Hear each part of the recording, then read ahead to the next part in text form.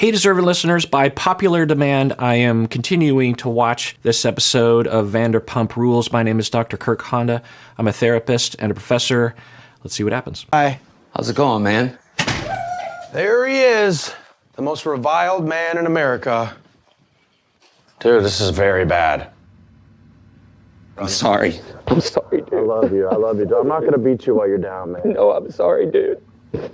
Yeah, I mean, it is part of the infidelity apology reckoning process that you apologize to a lot of people because, although not directly involved, because I don't think Tom betrayed him at all in a direct way, but it is an indirect betrayal because you lied by omission to a lot of people, and they can also feel very betrayed by that, particularly if you're closely connected with these individuals. I mean, think about what happened with the Try Guys. The Try Guys, if you know, a YouTube channel, and a similar situation happened there, actually eerily similar. And the friends of the guy who cheated were very angry, very hurt, very confused. And so it's, I think, good that Tom is saying sorry to him. I'm sorry. I know, man. I know you just got caught up. Sorry, dude. I'm sorry. Now, I keep wondering where these tears are coming from exactly. I want to look on the positive, charitable side and imagine that his tears are coming from a place that I might be able to relate to in a human moral sense, that he feels remorse, not only to his wife, but to the community, to everyone that was also lied to by omission or lied to directly. And he feels sorry, feels sorrow. That's what we mean by feeling sorry, apologizing, is because you feel empathy for the harm that you caused other people. You did something, you made a choice knowing that it would harm or at least risk harm of other people, and it did harm other people, and you feel bad for that harm. So when we acknowledge that, it would be normal to cry because it's a sad thing for us to do, and we feel other people's sadness and we feel ashamed of ourselves. That's one version. I think that's the charitable version of these tears. The non-charitable version is that he's either faking it or he is crying out of self-pity, which is a different sort of crying. Now, you can cry out of sorrow and self-pity at the same time. I actually have a bit of a theory on that whenever we're crying, there's always a little bit of self-pity, which is fine. You know, we can pity ourselves. We can feel bad for ourselves. But hopefully it's not entirely just self-centered. I don't know enough about Tom to evaluate that. What do you think? You done up, man. I mean, you had a game plan. You just didn't put it in motion. I love you, dude. I love you too, man. I don't want to lay too much on you right now. I just want you to know it's not good. You went from 4.8 stars on Yelp to 1 star at Schwartz and Sandy's. We have 20 employees who depend on us. I exhausted my soul for Schwartz and Sandy's. I put everything. Interesting. So I think what we're hearing is that they are in business together, and because of the drama that happened, the Yelp reviews and also the positive vibes people have about their establishment, is it a restaurant or a bar or something, has plummeted. And so the business is suffering and might even go out of business. And this other individual is going to be very much impacted by that. I had in there. And it nearly broke you, and it nearly broke me. It broke us. It broke me in every... Yeah, I know. Was it worth it? And now to think this place could fall apart because of Tom's affair. I think we're also learning that his relationship with his partner dissolved because of the stress of getting the restaurant off the ground. Is that what I'm hearing? And if so, then it's a double betrayal from Tom to his friend and partner in business. It's soul-crushing. You know, explain to people that, dude, I'm not complicit in this. You came to me, you confided in me. I said, Tom, out of respect for what you had with Ariana, you have to tell her. I wanted to tell her, and every time I wanted to tell her, I got this vibe that she just did not want to know. What?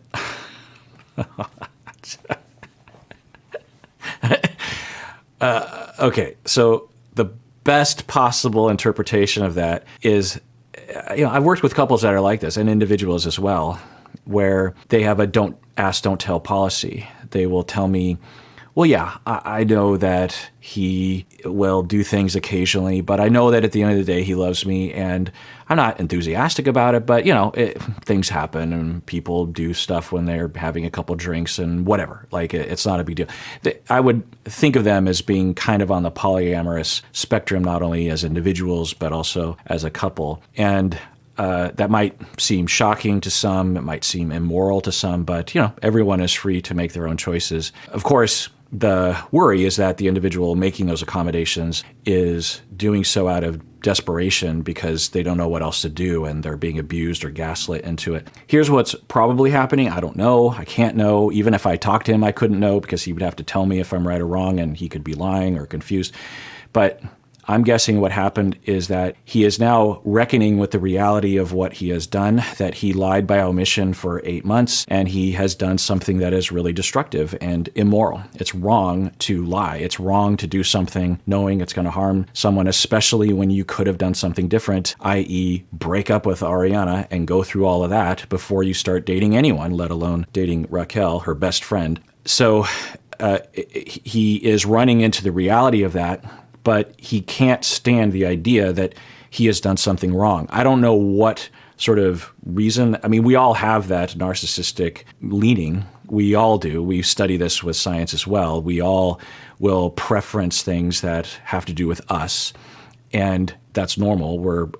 We have a lot of self-preservation. We tend to know ourselves better and give ourselves the benefit of the doubt. Like a classic example when we're doing research is you will be in a situation where you're in a car and you make a mistake and it bothers another car on the freeway and they honk at you. And then you say to the participant of the study, you say, okay, how do you interpret that situation? Do you interpret it as you're a jerk face, or do you interpret it as an innocent mistake? You made a mistake, but it was an understandable mistake. And if it's you making the mistake, then you say, well, of course, it was an understandable mistake. That's what happened.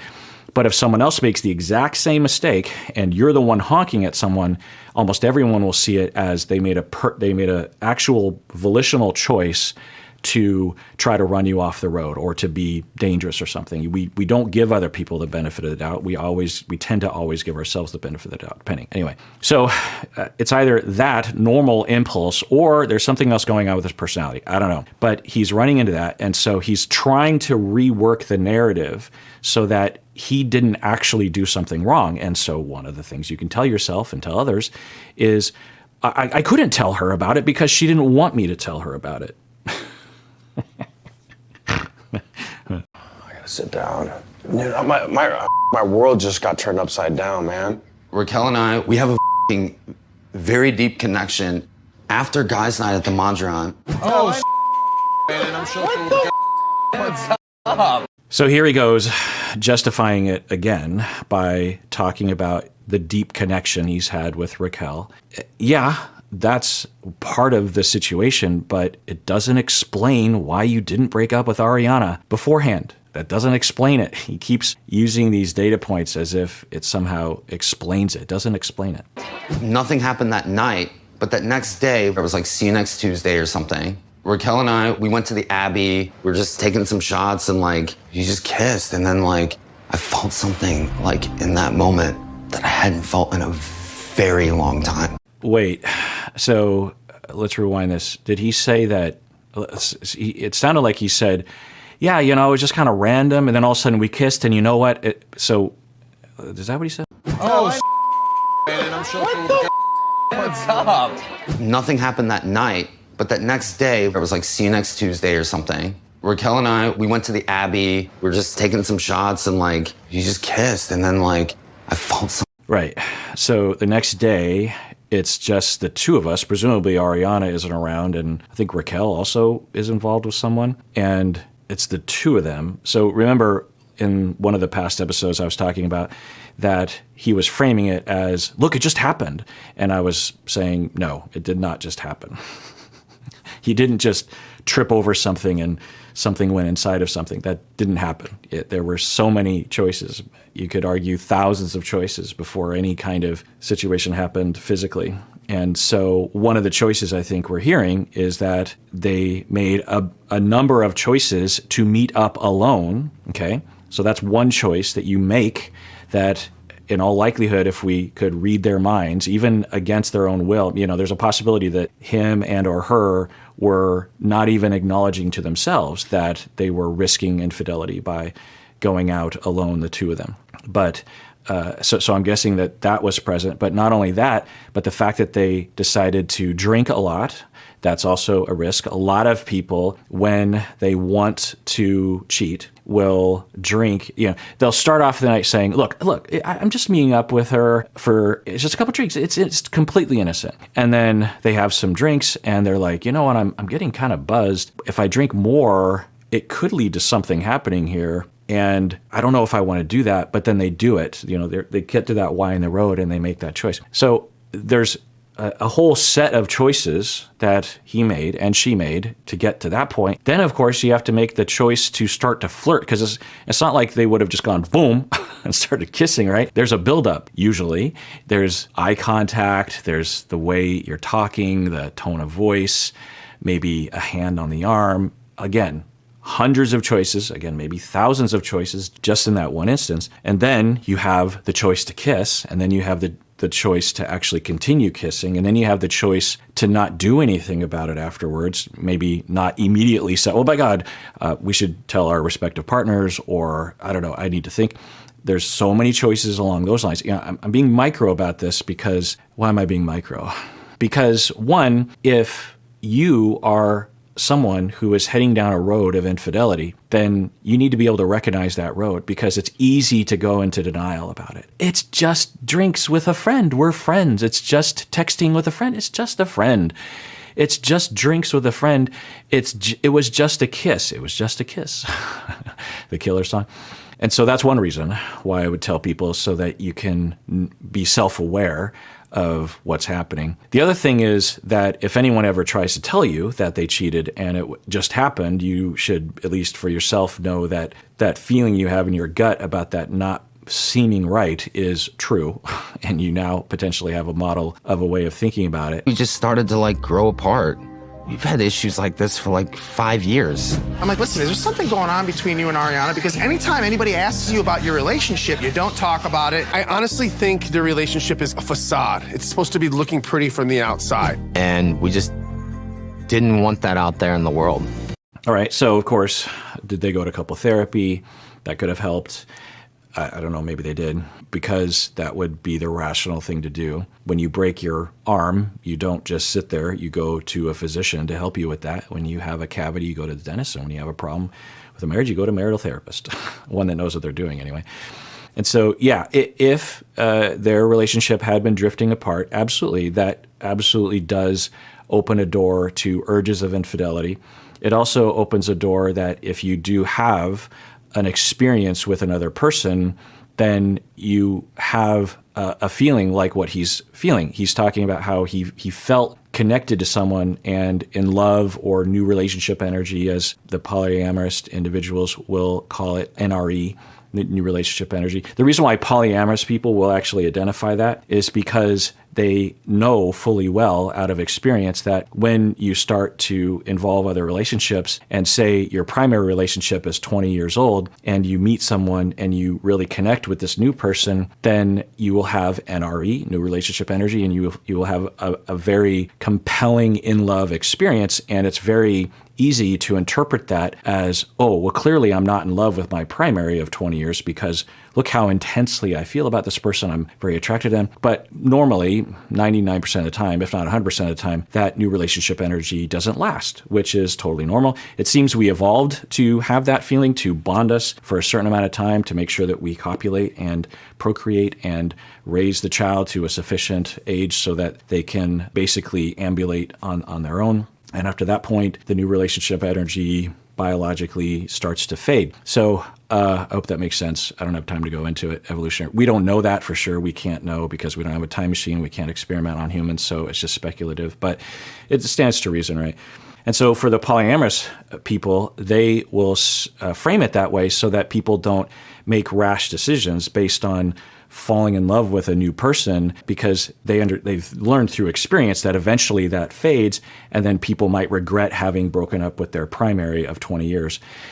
So that's one thing. And it's possible that for the two of them, they're in that honeymoon phase where it feels that way. But and Tom might make certain conclusions of like, well, clearly Raquel is the one for me, right? But ask him in 5 years, ask him in 10 years. From my understanding, he cheated on someone earlier with Ariana. Maybe it was a very similar conclusion. Oh my God, Ariana's the one for me. I mean, this feels so amazing. Yeah, it feels amazing because it's the beginning of a relationship. That's the way beginning of relationships feel. Doesn't mean you're wrong, but it doesn't mean you're right. So yeah, if your relationship bond starts to deteriorate over time, then there's a lot of unmet needs. There's a lot of romantic companionship, maybe sexual needs, conversational needs, connection needs that are slowly not getting met more and more over time. And without addressing that, then one, you're suffering. And two, as soon as someone comes along and meets even a little bit of that need, a lot of desire will be suddenly realized and satisfied and satiated such that you will say, oh my God, I want this. But the original problem was that you didn't address the diminishing bond to begin with, right? So, now maybe him and Ariana aren't made for each other. I don't know.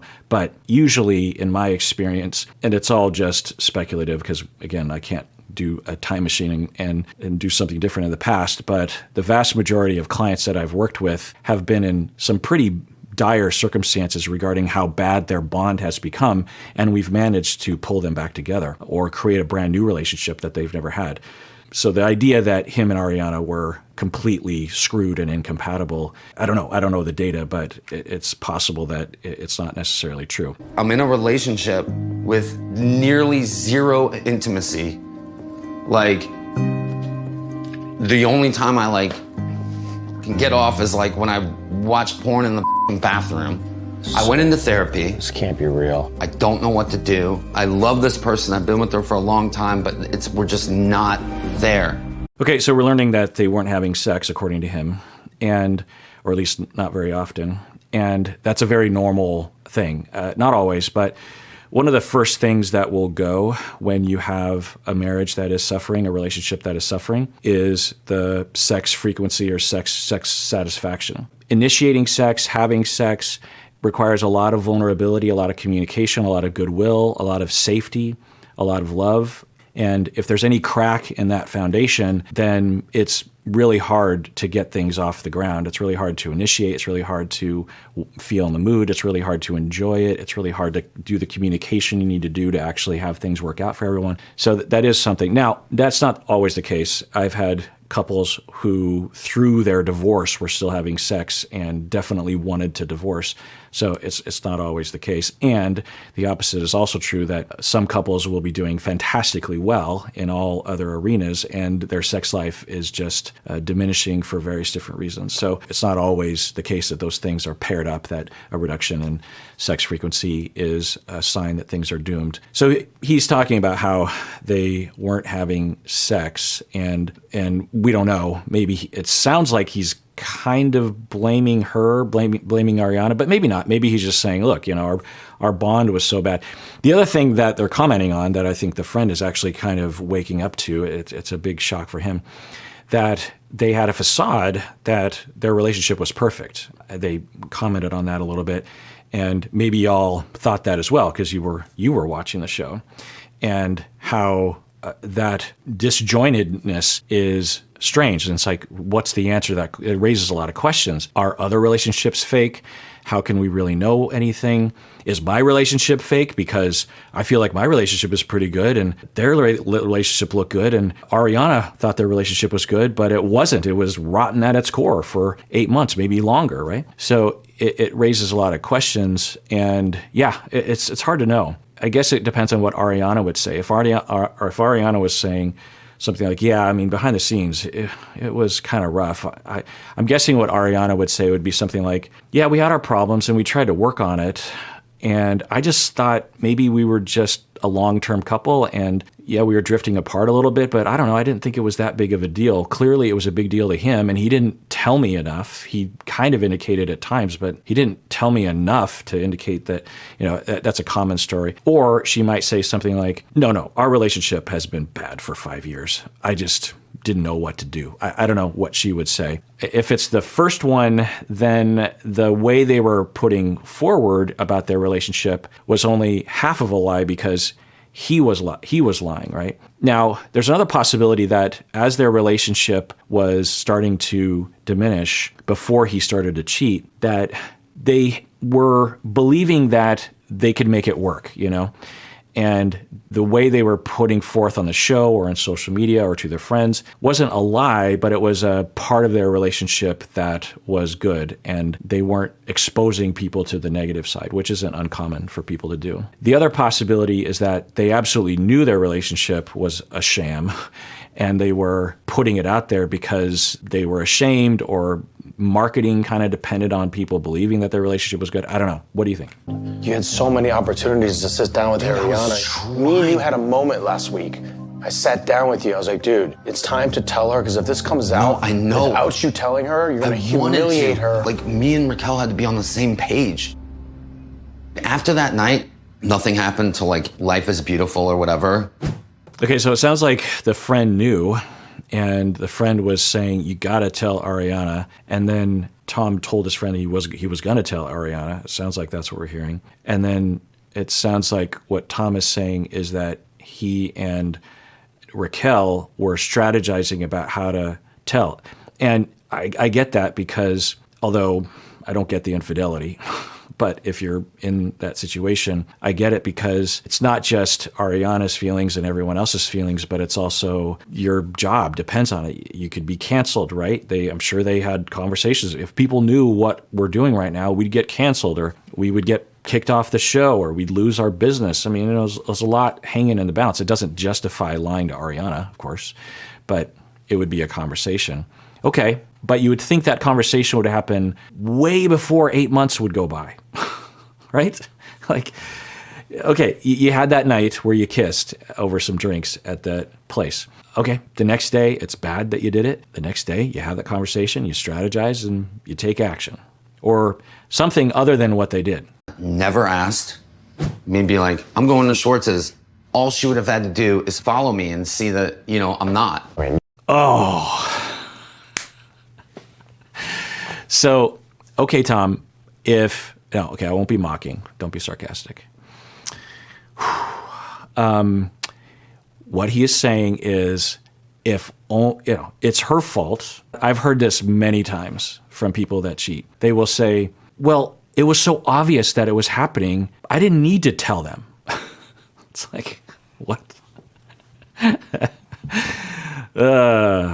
Wow. Huh. I was wondering, especially once he arrived at his friend's house, that if he's not in front of Ariana, which we will see sometimes clinically, and also we'll see in these reality TV shows, sometimes when they're in front of the stimulus, they will have a much harder time not being defensive. Then maybe they're doing an interview with the producers away from the stimulus, or they're with their friend, then they're much more able to differentiate and be more healthy. So when he arrived, it seemed like maybe there was a little bit of that. But the fact that he's still holding on to this delusion that it's her fault and that he had no choice, which is what he's putting forth, shows that there's something going on there. It was either modeled to him when he was young, that's how you treat people, or maybe even specifically around cheating, I don't know. Or he has one of those things I talked about earlier, which is either narcissism. It doesn't really look like narcissism, though. It doesn't have that flavor. For someone that was narcissistic personality, and I can't diagnose from afar either way, but what a narcissistic, not everyone with narcissistic personality is the same, which is contrary to what a lot of people on the internet will say. But in my, I specialize in people with personality disorders, narcissism being one of the more common ones that I will see. And for someone like that, I think what they would do is they would be more attacking of Ariana, they would see things, because people with narcissism, so that's the thing with personality disorders, is it's a disorder of perception. That's one thing to think about, is that people seem to frame it as a disorder of behavior, but the behavior is the symptom. The cause is a distorted perception, and the distorted perception for the narcissistic person is that they are better, they're superior, they can do no wrong. They literally believe that. That's how they see the world.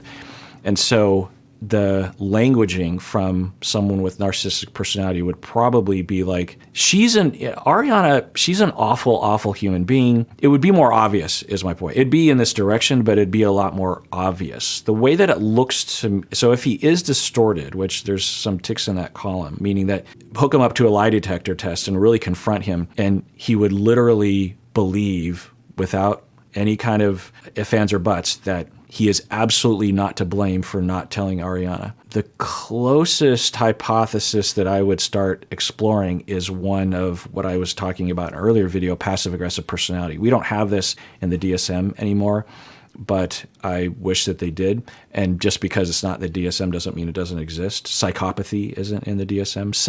Sadistic personality isn't in the DSM, and certainly it's a known construct within psychology. Anyway, so with passive aggressive, just again, briefly, is that you are abused growing up, and you are abused even particularly when you're angry, when you're asserting yourself. You know, you have a 3-year-old that will have a temper tantrum or a meltdown, or they'll be like, maybe even directly against the person that is abusing them. And the abuse will intensify as the child is actually voicing that by self-advocating. And the repetitive nature of that will result in these children having an opportunity to develop a defensive structure that involves actively neurologically suppressing their anger and being completely in denial of any anger impulse.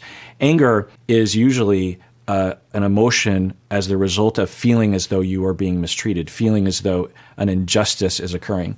You and your sibling are there, and your sibling gets an ice cream cone and you get a celery stick, and you get angry. And we do tests on other primates, and they will exhibit that. You give an ice cream cone to one primate, and then the primate's buddy gets a celery stick, and you'll see the monkey will throw down the celery stick. No, But if you just give them both celery sticks, then they'll be happy with the celery, because we compare, right? So when we are treated poorly, when there's an injustice, we get angry, and that anger motivates us to right the injustice, right? So children feel anger, whether it's justified or not, but they do. And sometimes it absolutely is justified. And when you suppress that neurologically, the child learns they have to, and it isn't a conscious choice that they make. It's just basically trained into them. The child still feels the anger, and they still feel the injustice. And in fact, they feel a lot of it because it's been piling up over since the day they were born, right? They've never been able to assert the injustice. They've never been able to assert themselves. They've never been heard with their anger. So they have more and more injustice and harm and hurt and pain building up,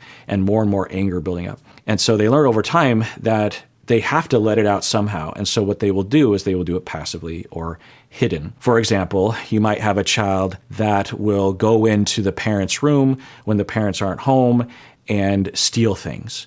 Or the child will poison the parents' food. I've seen that before as well. Or the child will start shoplifting when they're older as an indirect, unconscious way of getting back at their parents. And they don't connect it consciously, but it is one of the ways that they feel compelled to do these secret things.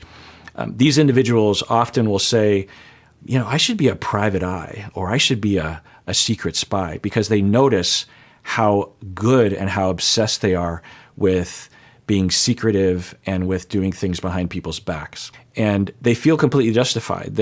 You tell them, you can't do that to someone else. That's not okay. And they'll just say like, well, it'll feel like it makes sense because they're finally able to express their anger, but they're doing it in an indirect way. And they're often doing it towards people that don't deserve it at all. I had someone actually email into me who had this disorder, who would break into her professor's computer. She would break into her professor's office, and then she would break into her professor's computer. And she didn't do anything on the computer. She didn't mess up anything, but just the fact that she was in her professor's computer, because her professor was an authority figure, it was also kind of a stand-in for her own mother, and the fact that she could invade the professor's space like that and just be there, right? She didn't take anything. She didn't mess anything up. The fact that she had invaded in that way felt like she was righting the wrong, that she was balancing the scales, but the scales were only in balance because of her own mother, not because of the professor. And so she was seeking balance by, in this hidden way, secretive way, passive way, expressing aggression towards the professor. So for some people, what they will do is they're trying to get back at their parents, and they will cheat on their partners because in this hidden way, they're expressing their anger by cheating because they know it's going to hurt the person. And then when it comes to light, it doesn't feel wrong to them. They're just thinking, but I didn't do anything wrong, because it doesn't feel wrong to them. They know it's not wrong because they were never able to express their anger to begin with. And they will say, I haven't even released all the anger within me. If I did, then yeah, maybe I would do something wrong, but that's just a little bit of my anger. And another element to this is that when you abuse kids, they are arrested developmentally in a certain way, morally. They will often develop this childish way of seeing the world where they don't feel responsible for other people's feelings. It's similar to, say, you're a 13-year-old child, teenager, and you skip school and you shoplift from the store. And let's just say you're just experimenting with behavior, your friends convince you to do it. And you get home and your parents are there and they found out about it and they're very upset. Now, if you are a parent or you can relate to parents, you would know what parents are going through, which is they're afraid. They're thinking, how come this kid did this?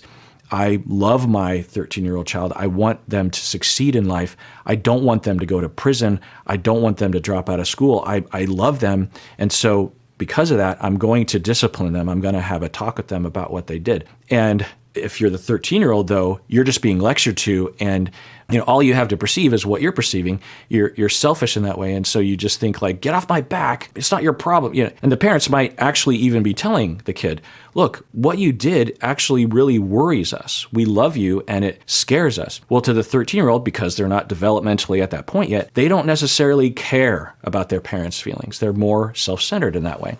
Well, when you abuse a child in this way, then you retain that point of view where you don't really recognize that you are responsible for the way you impact other people. Now, I'm not saying that's him, but I'm saying it's starting to look like that might be one of the main hypotheses at the top of the list. You don't want to put that responsibility on her. This is just the worst absolute case scenario. People are upset with me just for being your business partner and friend. I'm canceled. Okay, well, stay off social media. Wow.